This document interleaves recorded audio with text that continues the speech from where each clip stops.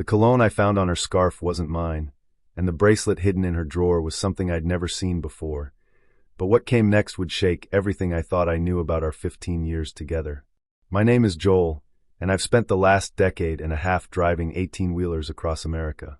The road became my second home, sometimes my first.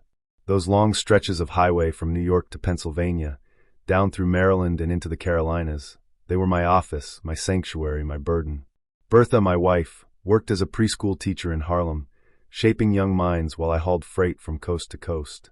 She had this way with kids that I'd always admired, patient but firm, creative but structured. Parents loved her.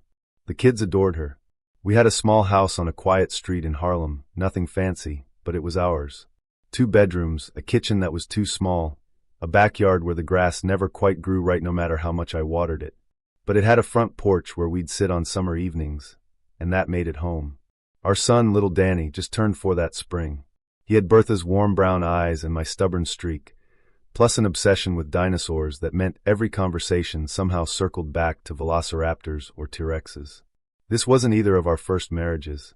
Bertha had been married before to some guy named Terry, who couldn't hold down a job and spent more time making excuses than making money.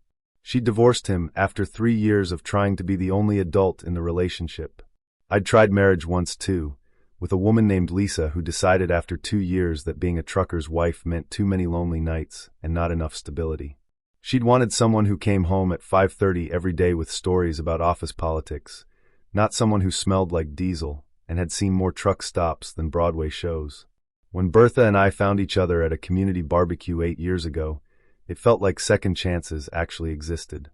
She was laughing at something her friend had said, holding a paper plate loaded with potato salad, and when she smiled at me, I felt something I hadn't felt in years. We talked for 3 hours that day, sitting at a picnic table while the sun set and the mosquitoes came out. She told me about her students, about her failed marriage, about how she'd learned to be happy alone, but still hoped she wouldn't have to be. I told her about the road, about the solitude, about how I'd made peace with my own company, but sometimes wondered what I was missing. We dated for 2 years before getting married, taking it slow, making sure we weren't repeating old mistakes. The wedding was small, just close friends and family, held in a community center with decorations Bertha's students had helped make. For the first decade of our marriage, things were solid. Not perfect, no marriage is, but solid. We had our rhythm, our understanding. I'd leave on Monday mornings before sunrise, usually around 4:30, when the streets were still empty and the city was just starting to breathe.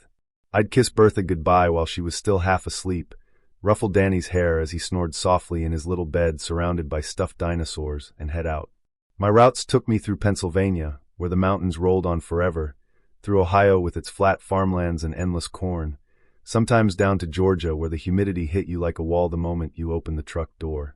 I'd spend nights in rest stops or truck stop parking lots, eating microwave dinners and watching whatever was on the small TV in my cab, calling Bertha before bed to hear about her day. I'd come back Friday nights, usually around 7 or 8, smelling like diesel and truck stop coffee and road dust. Bertha would have dinner waiting, nothing fancy, maybe spaghetti or chicken with rice, but hot and homemade. Danny would show me his latest drawings, elaborate crayon scenes of dinosaurs fighting or families holding hands under rainbow skies.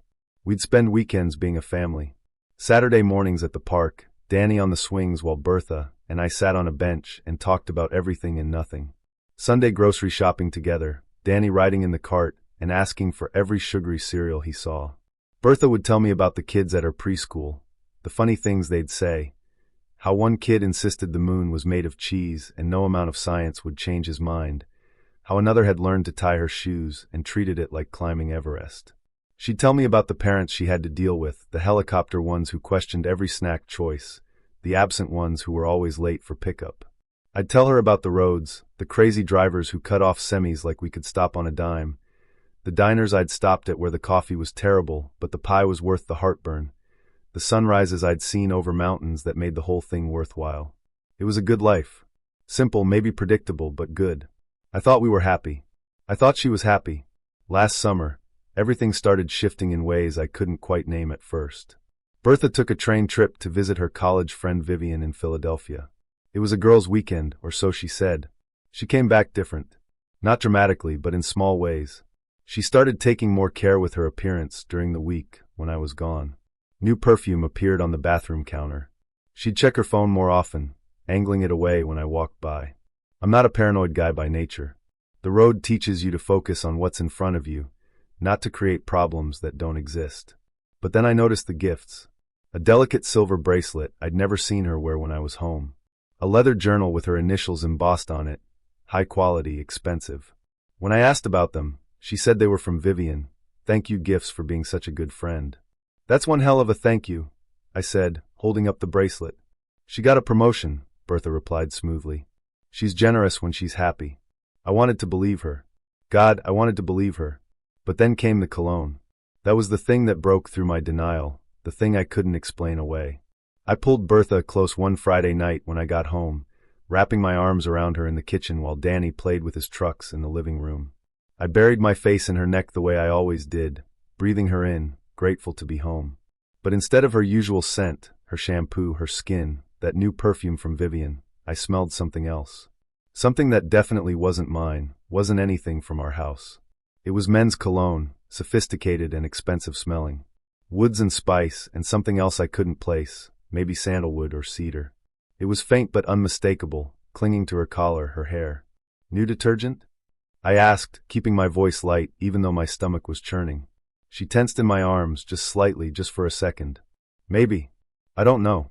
Why? You smell different. Good different, just different. Joel, I work with 20 preschoolers who spill everything imaginable on me every single day. I probably smell like juice boxes and playground mulch and hand sanitizer most of the time. Maybe I use different fabric softener. I don't keep track. The explanation was reasonable. The delivery was reasonable. But something in her voice, some tiny catch, some defensive edge, made my stomach turn over. And the way she'd tensed when I first mentioned it, like she'd been caught at something. I let it go. What else could I do? Accuse her of cheating because she smelled like cologne? How crazy would that sound? But that night, I couldn't sleep. I lay next to her in the dark, listening to her breathe, and felt like I was lying next to a stranger. That night, after she fell asleep, I did something I'd never done in our marriage, something I'd always told myself I'd never do because it meant you didn't trust your partner, and what was a marriage without trust? I looked through her phone. My hands shook as I picked it up from her nightstand, my heart hammering so hard I was sure it would wake her. The screen was locked, but I knew her passcode, Danny's birthday, 0415. It opened. I sat there on the edge of the bed, the blue light from the screen illuminating my guilty face, and I went through her messages. Part of me hoped I'd find nothing, that I'd feel like an idiot and put the phone back and never tell her what I'd done. Part of me knew I was about to find something that would change everything. What I found was worse than I'd imagined, but also more careful. There were no explicit messages, no I love you texts to another man, no sexting or obvious evidence. But there was a contact labeled R. Brennan Travel, with dozens and dozens of messages going back to early June, right after her Philadelphia trip. The messages were brief, professional sounding on the surface. Wednesday at 11? Yes, perfect. Same place. Always. Can't wait to see you. Me neither.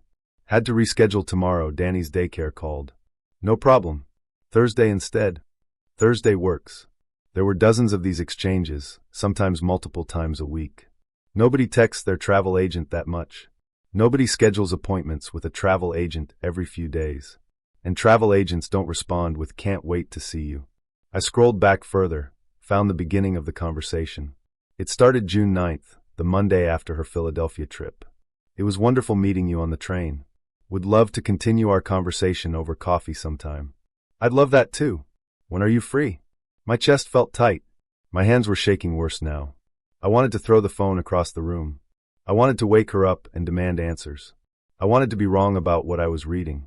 I put the phone back exactly where I'd found it, screen locked, angled the same way it had been. Then I lay down next to my wife and stared at the ceiling for the rest of the night, watching the shadows shift as cars passed outside, trying to figure out what the hell I was going to do. Monday morning came. I kissed Bertha goodbye, hugged Danny, and headed out for my regular route. But instead of driving to the depot, I called my buddy Gary. We'd been friends since high school, and he worked from home doing computer programming. He had flexibility I didn't. I need a favor, I told him. A big one. Name it. I think Bertha's cheating. I need to know for sure. There was a long pause. You serious? I wouldn't ask if I wasn't. What do you need? Wednesday. I need you to help me follow her. I'll pretend to be on the road, but I'll be here. We'll use your car. Gary agreed without another question. That's the kind of friend he was. Tuesday dragged by in slow motion. I parked my rig at the depot and told my dispatcher I needed to take a sick day Wednesday and Thursday, something I rarely did in all my years driving. He didn't question it. I had enough saved sick days that 2 wouldn't hurt anything. Then I checked into a motel near Gary's place in the Bronx, nowhere Bertha would accidentally spot my truck or run into me. I spent Tuesday night in that motel room, eating takeout Chinese food that tasted like cardboard, watching TV without seeing it, my mind running through scenarios. Maybe I was wrong. Maybe Brennan was actually a travel agent and Bertha was planning some surprise trip for our anniversary. Maybe those messages were innocent, and I was reading into them because I was looking for problems. But I didn't believe any of that. In my gut, I knew. Wednesday morning felt like preparing for war. I met Gary at 10 a.m. in the motel parking lot. He pulled up in his gray Honda Accord, looking uncomfortable and worried. "You sure about this?" he asked as I got in. "Drive," I said. We headed to Harlem, to our street, and parked 4 houses down from our place. Gary had the sense to park partially hidden by Mrs. Henderson's overgrown hedge, enough that we weren't obvious, but could still see our front door. I slumped down in the passenger seat, feeling ridiculous and sick and furious all at once. This was something from a bad TV movie. This wasn't supposed to be my life. "How long do we wait?" Gary asked. "However long it takes." We didn't have to wait long. At 10:30, right on schedule like she'd done this 100 times before, Bertha came out of our house with Danny. She was dressed nicer than usual for a weekday morning. Dark jeans that fit her well, a fitted cream blouse, heels instead of her usual flats. Her hair was down and styled. She'd put on makeup. This wasn't preschool teacher attire. This was date attire. Danny skipped along beside her, happy and oblivious, probably talking about dinosaurs. She walked him 2 doors down to our neighbor Evelina's place. Evelina was a retired teacher, 60-something, sweet as pie, someone we trusted. She babysat for us occasionally, when we had somewhere to be. I watched Bertha bend down, kiss Danny's forehead, watch him go inside. Then she straightened up, checked her phone, got in her car and drove away. "Go," I said to Gary, my voice barely above a whisper. We followed at a distance. Gary was good at this, better than I expected. He stayed back far enough not to be obvious, but close enough not to lose her in traffic. We headed east through Harlem, my neighborhood, streets I'd driven 1,000 times. Everything looked normal, people going to work, walking dogs, living their lives. Meanwhile, my life was falling apart in a gray Honda Accord 4 cars behind my wife's sedan. She drove for about 15 minutes, stopping at red lights, signaling properly, just another person going about their day. Then she pulled up in front of a nice apartment building on East 125th Street, one of those renovated places with a doorman and modern glass doors, and the kind of rent that would eat half my monthly paycheck. The building had a name on it, The Regent, in brass letters above the entrance. She went inside without hesitating, like she'd done it before. Like she belonged there. "Now what?" Gary asked, killing the engine. "We wait." "For how long?" "However long it takes." We sat there in that car for 2 hours and 17 minutes. I know because I watched every minute tick by on the dashboard clock. Gary tried to make conversation a few times, but I couldn't respond. My entire body felt coiled tight, ready to snap. My jaw ached from clenching it. My hands were fists in my lap. At 12:47 p.m., Bertha came out. She wasn't alone. The man with her was tall, probably 6'2", dressed in expensive casual clothes that screamed money. A white linen shirt that probably cost more than my weekly paycheck, perfectly tailored gray pants, brown leather shoes that looked Italian. He had dark hair styled with product, some gray at the temples that made him look distinguished instead of old. He was maybe late 40s, fit, with the kind of confident posture that comes from never having worried about money a day in his life, from never having to choose between fixing the car or paying the electric bill. They stood outside the building entrance, and I could see them talking, see her laughing at something he said. She touched his arm. He leaned in close. Then he kissed her. Not a friendly peck on the cheek. Not an innocent goodbye. A real kiss, the kind that told me everything I needed to know. His hand was on her waist. Her hand was on his chest. They kissed like people who'd done it before, who knew each other's rhythms, who were comfortable together. I felt like I'd been punched in the stomach. All the air left my lungs. My vision tunneled. Beside me, I heard Gary suck in a breath. Joel, he started. Take pictures, I said, my voice not sounding like my own. Get pictures of them. Gary fumbled for his phone, started snapping photos through the windshield. The man and Bertha finally separated. She looked up at him, said something, smiled. He said something back. She laughed again, that laugh I used to love, used to think was just for me. Then she got in her car. The man, Brennan, had to be Roger, watched her drive away. He stood there on the sidewalk for another minute, checking his own phone, then went back into his expensive building with its doorman and its brass name plate. Joel, Gary said quietly. Man, I'm so sorry. I couldn't speak. If I opened my mouth, something would come out, a scream, a sob, words I couldn't take back. So I just sat there, breathing hard, my fingernails digging into my palms. You want to go? Gary asked. We have proof. We can. Follow him, I heard myself say. What? Follow the guy. I want to know who he is. I want to know everything. Gary hesitated, looking at me with worry all over his face. Joel, maybe we should just. Please, I said. I need to know. He nodded slowly, put the car in gear, and we waited. 15 minutes later, Roger came back out, now wearing sunglasses, carrying a leather messenger bag. He walked to a black Mercedes sedan parked in front of the building. Of course he drove a Mercedes and got in. We followed him. He drove into Midtown Manhattan, navigating traffic with the ease of someone who did this every day. We stayed several cars back, Gary concentrating on not losing him in the congested streets. After 20 minutes, Roger pulled into a parking garage near Bryant Park. We couldn't follow without being obvious, so we circled the block and waited for him to emerge on foot. He came out 5 minutes later, still carrying his bag, and walked 2 blocks to a small but expensive-looking storefront. The window display showed glossy travel posters, Santorini at sunset, Moroccan markets, the northern lights over Iceland. The name above the door read Prestige Journeys, curated travel experiences for the distinguished client. I took photos of the storefront, the name, the address, everything. Gary wrote down the details. We watched Roger go inside, greet someone, probably a receptionist or assistant, and disappear into a back office. A travel agent, Gary said. Or travel curator, I guess? Yeah, I said numbly. That's what the text said. R. Brennan Travel. So she met him how? Planning a trip? On the train to Philadelphia. Had to be. That's when it started, right after she came back from visiting Vivian. Maybe she wasn't even visiting Vivian, Gary said quietly. I hadn't thought of that. Maybe the whole Philadelphia story was a lie from the beginning. Maybe she'd gone to meet him. Maybe Vivian didn't know anything about it. My hands were shaking again. Let's go. Where? I don't know. Anywhere. I can't sit here anymore. We drove aimlessly for a while, eventually stopping at a diner in Queens where Gary insisted I eat something even though my stomach was in knots. I ordered coffee I didn't drink and fries I couldn't taste.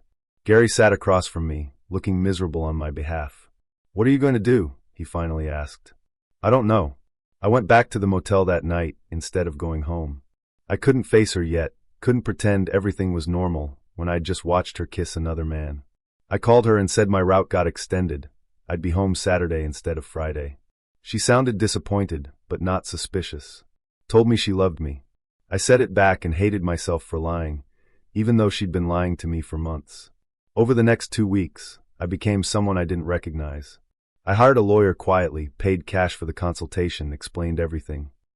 My lawyer's name was Patricia, told me to document everything, to be strategic, to gather evidence before confronting Bertha, because once the confrontation happened, Bertha would lock everything down. So I investigated. I looked up Roger Brennan online and found his company website, his LinkedIn, his Instagram. He was 48, never married, and according to his carefully curated online presence, he lived a life of luxury travel and sophisticated experiences. His Instagram showed him in Dubai, Tokyo, Paris, the Maldives, always in expensive restaurants or 5-star hotels, always looking polished and successful. His business specialized in creating custom travel experiences for wealthy clients, the kind of people who didn't just book a vacation, but had someone design an entire journey tailored to their desires. I looked through Bertha's car one day when she was at work, feeling like a criminal in my own driveway. In the glove compartment, hidden under the registration and insurance papers, I found receipts. Restaurants in Manhattan I'd never been to, places with names like Artemis and Lou Bernardine, where entrees cost what I spent on groceries for a week. A hotel receipt from Philadelphia for the weekend she'd supposedly stayed with Vivian, but it was for one room with 2 guests, and the hotel was nowhere near where Vivian lived. She'd met him on the train to Philadelphia. I was sure of it now. They'd struck up a conversation, exchanged numbers. He probably represented everything she felt was missing in her life: sophistication, adventure, escape from the routine of preschool teaching, and being married to a truck driver who was gone half the week, who came home smelling like diesel and talking about traffic jams. I understood the appeal, even as it destroyed me. I'd been gone a lot. I was tired when I was home. We'd fallen into patterns, comfortable, but maybe too comfortable. Maybe boring. Maybe she'd looked at her life and seen decades more of the same and panicked. Maybe Roger had shown her a different world, one with nice restaurants and luxury hotels and excitement. But understanding didn't equal forgiveness. Understanding didn't erase what she'd done. She'd made choices, lots of them over months. This wasn't a mistake. This wasn't a moment of weakness. This was intentional, calculated, sustained. This was dropping our son off at the neighbor's so she could spend hours in another man's bed. This was lying to my face every single day, kissing me goodbye while planning when she'd see him next. The hardest part was deciding what to do next. I had proof. I had a lawyer. I could file for divorce, split our assets, fight for custody of Danny. Patricia had explained how it would work. New York was a no-fault divorce state, so Bertha's affair wouldn't affect the division of assets much. We'd sell the house, split the equity. We'd divide our possessions. Danny's custody would depend on various factors, but Patricia thought I had a good case for primary custody, given that Bertha had been neglecting him to carry on an affair. But that all felt mechanical, cold, insufficient. I wanted something more. I wanted her to face consequences beyond just a divorce decree and a custody arrangement. I wanted her to feel even a fraction of what I was feeling. That's when I had an idea. A risky one, maybe petty, but fitting. Roger's business depended on his reputation. He catered to wealthy, often married clients. His brand was built on discretion, sophistication, trustworthiness. What would happen if those clients knew he was sleeping with a married woman? What would happen if he knew that his affair wasn't the secret romantic escape he probably thought it was? I called his business from a burner phone I bought specifically for this purpose. His assistant answered, professional and polished. Prestige Journeys, how may I help you? I'd like to speak with Roger Brennan about a potential trip, I said. Of course. May I have your name and contact information? I'd prefer to discuss it directly with him first. It's a rather substantial trip I'm planning. One moment, please. She put me on hold. 2 minutes later, a smooth male voice came on the line. The same voice I'd probably heard in Bertha's car through the phone. The same voice that had been in my head for weeks. This is Roger Brennan. I understand you're interested in discussing travel plans? Actually, I said, I'm interested in discussing your relationship with Bertha Collins. Silence. Long enough that I thought he might have hung up. I'm sorry, who is this? This is Joel Collins, Bertha's husband. Remember her? The married woman you've been sleeping with for the past 4 months. More silence. Then, I think you have the wrong. I have photos, Roger. I have photos of you kissing her outside your building on East 125th. I have your text messages to her phone, or at least the ones she hasn't deleted yet. I have receipts from restaurants and hotels. I have everything. His breathing changed. What do you want? I want you to know that your discretion isn't as good as you think it is. I want you to know that the woman you've been seeing has a 4-year-old son she drops at the neighbor's house so she can come sleep with you. I want you to know that actions have consequences. Look, I didn't know she was married at first. Bullshit. You knew. You've known for months. You just didn't care. I'm going to hang up now. Hang up if you want. But those photos are still out there. And I'm sure your wealthy clients would be very interested to know that the man planning their intimate anniversary trips is also sleeping with married women. I wonder how that would affect your business. I hung up before he could respond. Then I went one step further. I created a fake email account and sent him the photos. Him and Bertha kissing, him and Bertha walking into his building together, all of it. The message was simple. Your girlfriend is married with a kid. Thought you should know. Her husband is very interested in meeting you to discuss your travel expertise. A concerned party. Then I waited. 3 days later, Bertha came home from work and went straight to our bedroom. I heard her crying. Danny was at a play date, an actual play date this time, with a kid from his daycare, not a cover story for an affair. I gave her 10 minutes, then went in. She was sitting on the edge of the bed, phone in her hand, tears streaming down her face. "Joel, I don't know if I should tell you this," Christopher said, "but Bertha's been having an affair. The guy just ended it. She's devastated. I thought you should know before things get worse." "I already know," I said, "but thank you for telling me. You know, how long have you?" "Long enough." I hung up. That Friday, I came home and found Bertha sitting at the kitchen table, her face red from crying. Danny was at Evelina's again. "We need to talk," I said. She looked up, and in her eyes I saw fear. She knew. Maybe not everything, but enough.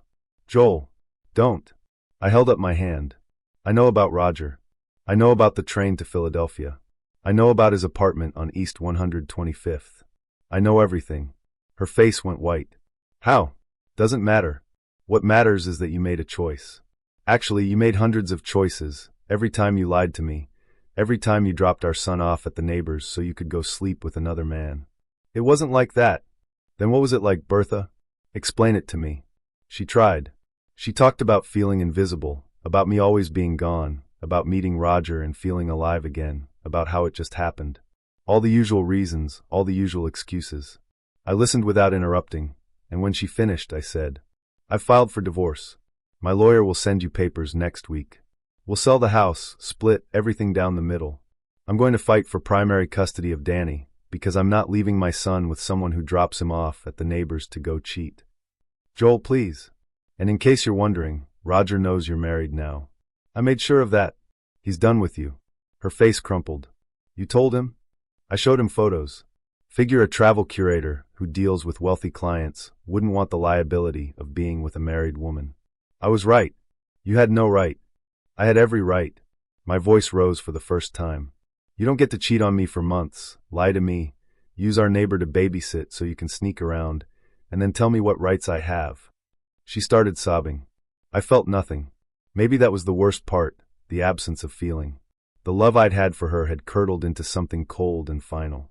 The divorce took 4 months. We sold the house, split the money, divided our possessions. I fought for Danny, and because I could prove Bertha had been neglecting him during her affair, leaving him with neighbors while she ran off to be with Roger, the judge gave me primary custody. She got him every other weekend and 1 weeknight. Bertha tried to reconcile with Roger twice, according to Christopher, who stayed in touch with me out of guilt or pity or both. Roger refused both times. Apparently, being exposed as the other man in a messy marriage wasn't the sophisticated look he wanted for his brand. His business depended on reputation, discretion. I'd tarnished that. As for Bertha, she stayed teaching at the preschool, but her reputation there took a hit once word got around about the affair. Parents talk. Teachers talk. Harlem's a community, and people remember these things. She moved into a small apartment, lived quietly, saw Danny when the custody arrangement allowed. I eventually left long-haul trucking, took a job doing local deliveries, so I could be home every night for Danny. The pay was less, but having dinner with my son every evening was worth more than any paycheck. We got a smaller place, just the two of us, and built a new routine. People ask if I'm angry. The truth is, I was angry for a long time. But anger burns out eventually, leaves behind something harder and clearer. I'm not angry anymore. I'm just done. Done with Bertha, done with that chapter of my life. Bertha lost more than she probably anticipated. She lost her marriage, half her assets, primary custody of her son, the man she thought was worth risking everything for, and her reputation in the community she'd built. She didn't go to jail, didn't lose her job, didn't face any legal consequences. But in the ways that matter day to day, she lost the life she had. As for me, I'm rebuilding. It's slow, sometimes painful, but it's honest. I look at Danny across the dinner table, see him growing up strong and loved, and I know I made the right choices. Not the easy ones, but the right ones. The road taught me that sometimes the longest journey is the one that brings you home to yourself. I took that journey. I made it through, and I'm never looking back. Thank you for watching the video to the end. YouTube may no longer suggest my channel to you, so subscribe to it to receive new interesting stories. You will also help the channel grow and improve the quality of its content. A playlist with other interesting stories that you can listen to is now displayed on the screen. You can also write in the comments what stories you would like to see on the channel.